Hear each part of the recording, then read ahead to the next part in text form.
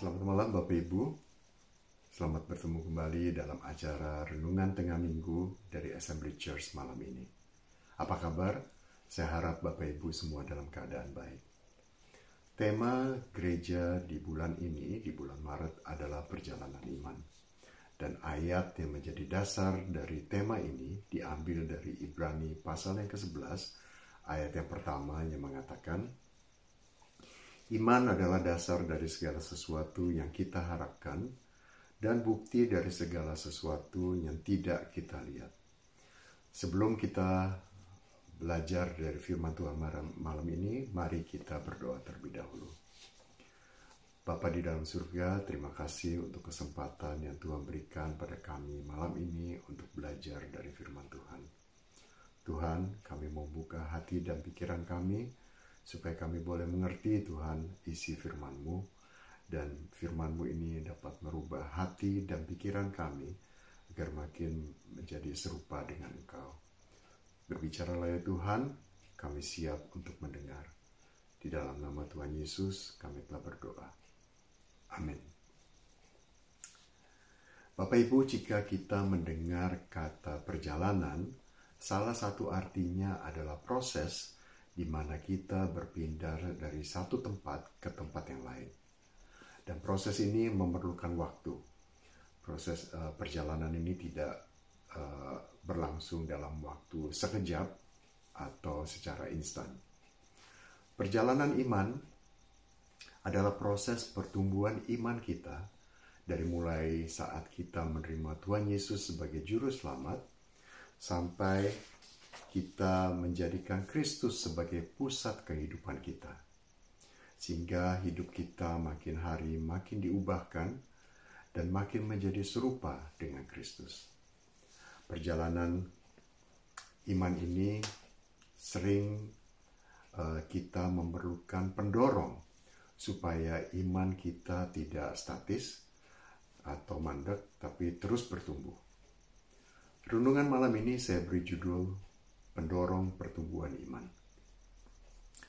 Judul dari Ibrani pasal yang ke-11 adalah Saksi-saksi Iman. Jika Bapak Ibu membaca seluruh pasal ini, maka Bapak Ibu akan menemukan bahwa penulis kitab Ibrani ini memberikan 15 nama-nama tokoh Alkitab yang imannya patut kita teladani. Dari perikop di Ibrani pasal yang ke-11 ini, tertulis salah satu peristiwa yang dialami oleh bangsa Israel, yaitu runtuhnya tembok Yeriko. Peristiwa ini terjadi ketika bangsa Israel sedang dalam perjalanan menuju tanah perjanjian di bawah pimpinan Yosua. Walaupun nama Yosua tidak tercantum atau tidak termasuk di dalam 15 nama yang ditulis oleh di kitab Ibrani pasal 11 ini, namun malam ini saya ingin mengajak kita belajar dari Yosua. Sedikit latar belakang mengenai Yosua. Dia adalah salah satu pengintai yang dikirim oleh Musa untuk mengintai tanah Kanaan. Yosua dan Kaleb adalah dua orang pengintai yang memberikan laporan kepada Musa bahwa tanah Kanaan adalah tanah yang luar biasa baiknya. Tanah yang berlimpah dengan susu dan madu. Dan mereka berdua percaya bahwa Tuhan akan menyertai mereka. Dan bangsa Israel tidak perlu takut kepada penduduk tanah Kanaan. Yosua adalah orang yang mengikuti Musa. Dan akhirnya dia dipilih menggantikan Musa untuk memimpin bangsa Israel menuju tanah perjanjian. Sebagai orang yang bergaul dekat dengan Musa dan melalui peristiwa-peristiwa yang dialami bangsa Israel sejak keluar dari Mesir, pasti Yosua telah mendapat banyak pelajaran yang mendorong pertumbuhan imannya. Yosua pasti menyaksikan bagaimana Tuhan berhubungan akrab dengan Musa dan berbicara muka dengan muka. Dan setelah Tuhan berbicara dengan Musa, maka muka Musa itu bercahaya sehingga mukanya itu perlu diselubungi. Ini menambahkan iman Yosua kepada Allah yang hidup. Peristiwa-peristiwa yang dialami oleh bangsa Israel sebelum dan semenjak keluar dari Mesir pasti menambahkan iman percaya Yosua kepada Allah yang Maha Kuasa. Seperti peristiwa 10 tulah di Mesir, Laut Teberau yang terbelah, penyertaan Tuhan dalam wujud tiang awan dan tiang api, penyediaan Tuhan atas roti mana dan burung puyuh, juga air yang keluar dari batu karang, dan banyak peristiwa-peristiwa yang lain. Saya percaya peristiwa-peristiwa ini mendorong pertumbuhan iman Yosua juga. Kita bisa belajar dari dua hal ini yang dapat menjadi pendorong pertumbuhan iman kita. Yang pertama, peristiwa-peristiwa yang terjadi di dalam hidup kita dan hidup orang lain yang membuktikan bahwa Allah yang kita sembah adalah Allah yang Maha Kuasa dan kita dapat mempercayainya 100% karena Allah mengasihi kita dan karena itu Dia akan melakukan yang terbaik bagi kita anak-anaknya sesuai dengan rencananya dan kehendaknya.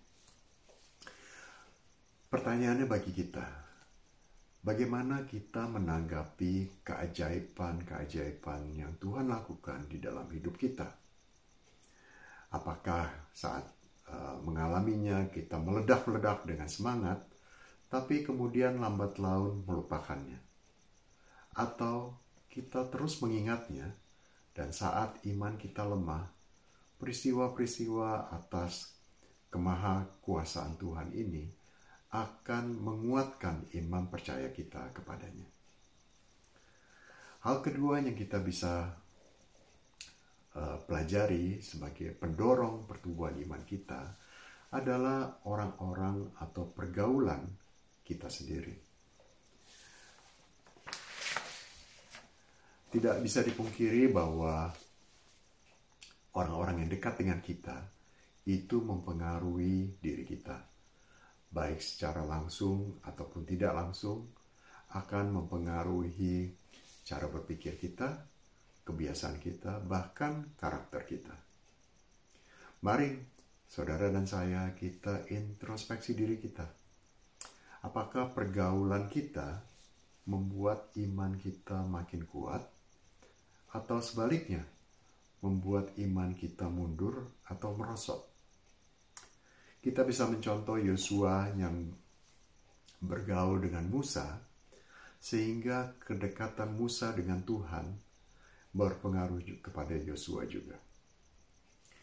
Bapak Ibu, saat Yosua menerima tanggung jawab dari Tuhan untuk memimpin bangsa Israel menggantikan Musa, Tuhan menegaskan janjinya kepada Yosua yang tertulis di dalam Yosua pasal yang pertama, ayat yang pertama sampai ke-9 yang mengatakan demikian. Sesudah Musa hamba Tuhan itu mati, berfirmanlah Tuhan kepada Yosua bin Nun, abdi Musa itu demikian. Hambaku Musa telah mati, sebab itu bersiaplah sekarang. Seberangilah sungai Yordan ini, engkau dan seluruh bangsa ini, menuju negeri yang akan kuberikan kepada mereka, kepada orang Israel itu. Setiap tempat yang akan diinjak oleh telapak kakimu, kuberikan kepada kamu, seperti yang telah kujanjikan kepada Musa. Dari padang gurun dan gunung Libanon yang sebelah sana itu, sampai ke sungai besar yakni sungai Efrat, seluruh tanah orang Het, sampai ke laut besar di sebelah matahari terbenam. Semuanya itu akan menjadi daerahmu. Seorang pun tidak akan dapat bertahan menghadapi engkau seumur hidupmu. Seperti aku menyertai Musa, demikianlah aku akan menyertai engkau. Aku tidak akan membiarkan engkau dan tidak akan meninggalkan engkau. Kuatkan dan teguhkanlah hatimu, sebab engkaulah yang akan memimpin bangsa ini memiliki negeri yang kujanjikan dengan bersumpah kepada nenek moyang mereka untuk diberikan kepada mereka. Hanya kuatkan dan teguhkanlah hatimu dengan sungguh-sungguh. Bertindaklah hati-hati sesuai dengan seluruh hukum yang telah diperintahkan kepadamu oleh hambaku Musa. Janganlah menyimpang ke kanan dan ke kiri, supaya engkau beruntung kemanapun engkau pergi. Janganlah engkau lupa memperkatakan kitab Taurat ini, tetapi renungkanlah itu siang dan malam, supaya engkau bertindak hati-hati sesuai dengan segala yang tertulis di dalamnya. Sebab dengan demikian perjalananmu akan berhasil, dan engkau akan beruntung.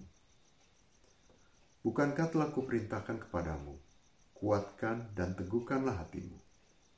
Janganlah kecut dan tawar hati, sebab Tuhan Allahmu menyertai engkau, kemanapun engkau pergi.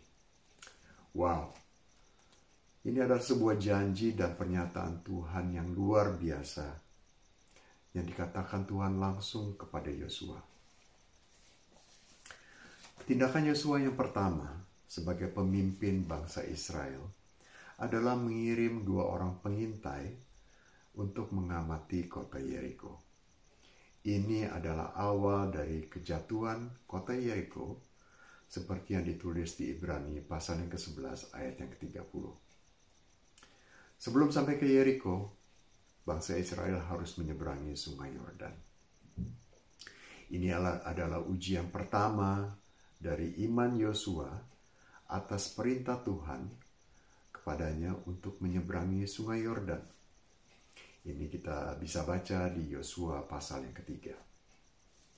Tuhan memerintahkan supaya tabut Tuhan berada di depan saat bangsa Israel menyeberangi sungai Yordan. Dan Yosua taat kepada perintah Tuhan ini dan percaya bahwa Tuhan akan memberikan jalan bagaimana menyeberangi sungai Yordan itu. Ketika bangsa Yosua dan bangsa Israel taat, maka mujizat Tuhan terjadi, yaitu sungai Yordan terbelah, sehingga bangsa Israel dapat menyeberangi sungai Yordan di tanah yang kering. Mujizat terjadi ketika para imam yang mengangkat tabut perjanjian mencelupkan kakinya di tepi sungai. Apakah kita berani taat kepada perintah Tuhan dalam menghadapi penyakit, masalah, atau kesulitan di dalam hidup kita? Allah hanya meminta para imam untuk mencelupkan kakinya di tepi sungai. Allah tidak meminta mereka untuk berenang atau masuk atau pergi ke bagian sungai yang paling dalam. Apakah Tuhan sedang meminta kita melakukan sesuatu yang kecil, tapi merupakan bukti iman kita kepada Allah yang Maha Kuasa?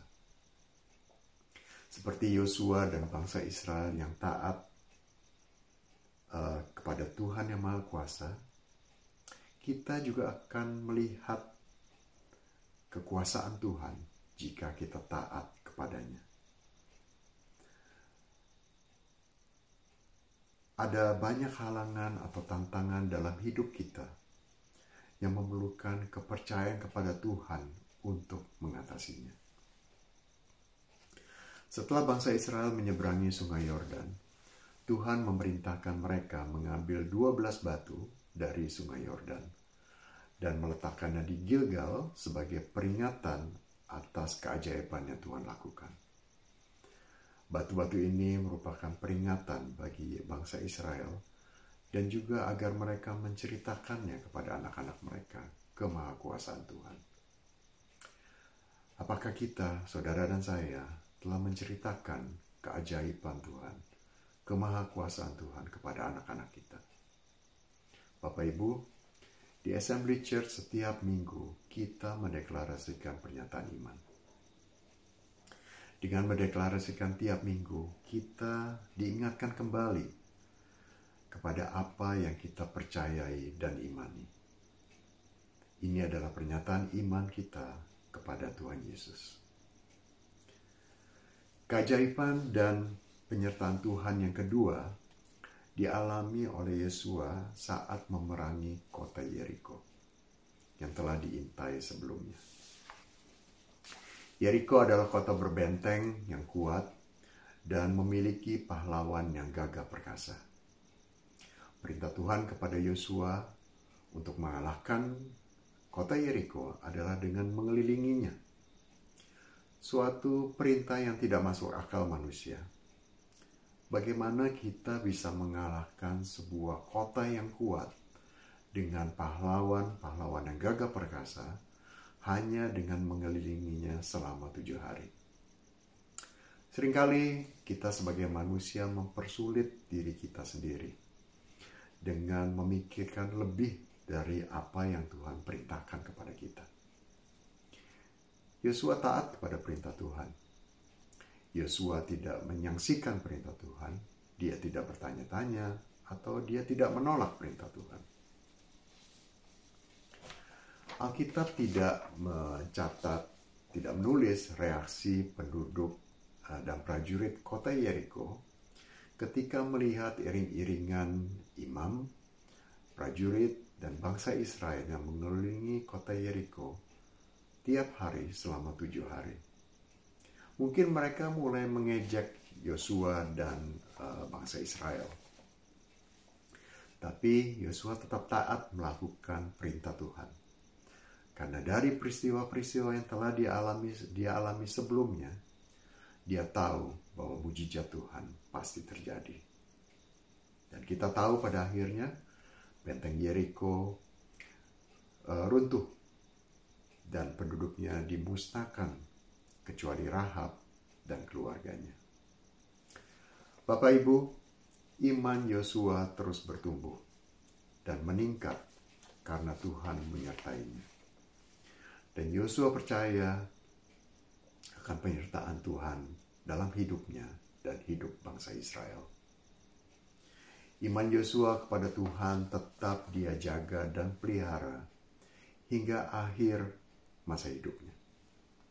Ini dinyatakan Yosua kepada bangsa Israel di Yosua pasal yang ke-24 ayat yang ke-15 yang mengatakan, "Tetapi jika kamu anggap tidak baik untuk beribadah kepada Tuhan, pilihlah pada hari ini kepada siapa kamu akan beribadah.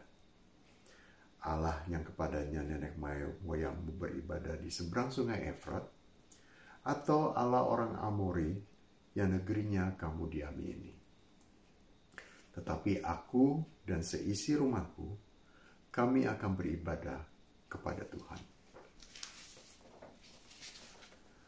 Iman Yosua dapat kita jadikan contoh bagaimana kita menumbuhkan dan memelihara iman percaya kita sampai akhir hidup kita. Bapak Ibu, pendorong pertumbuhan iman yang berbeda dari Yosua kita bisa pelajari dari Rahab. Rahab adalah seorang perempuan sundal yang tinggal di Yeriko. Penulis buku Ibrani masukkan Rahab sebagai contoh orang-orang beriman karena dia menyambut dan menyembunyikan kedua pengintai yang Yosua kirim ke Yeriko dari kejaran Raja Yeriko. Alasan Rahab menolong kedua pengintai ini karena dia telah mendengar keajaiban-keajaiban yang dilakukan Tuhan kepada bangsa Israel, seperti membelah laut Teberau dan memusnahkan bangsa-bangsa. Dan dia percaya bahwa Allah Israel adalah Allah atas bumi dan langit. Jadi kepercayaan Rahab kepada Tuhan didasari oleh rasa takut. Dan karenanya dia meminta perlindungan kepada kedua pengintai itu, supaya dia dan keluarganya tidak dibunuh saat Yeriko jatuh ke tangan orang Israel.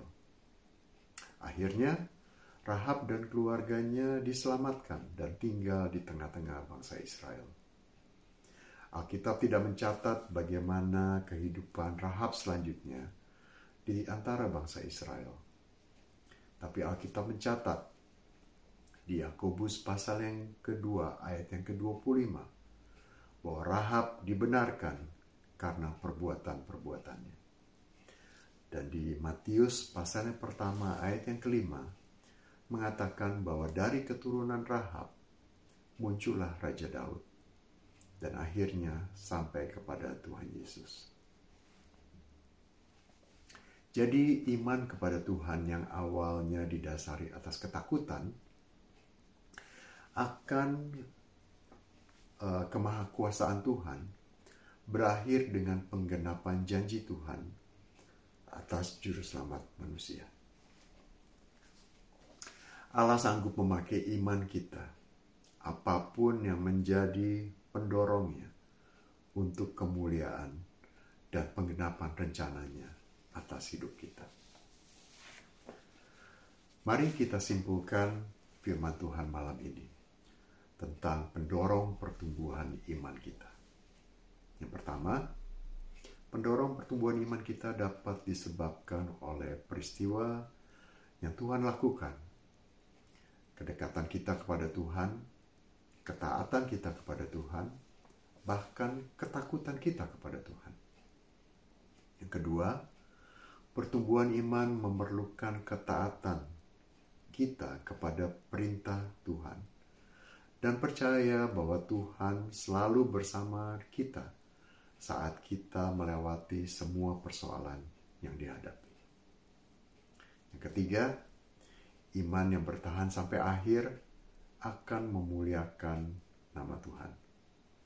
Iman Yosua membangkitkan iman bangsa Israel, dan iman Rahab menjadi jalan untuk kelahiran juru selamat. Yang keempat, yang terakhir, pendorong iman yang utama adalah Tuhan Yesus sendiri.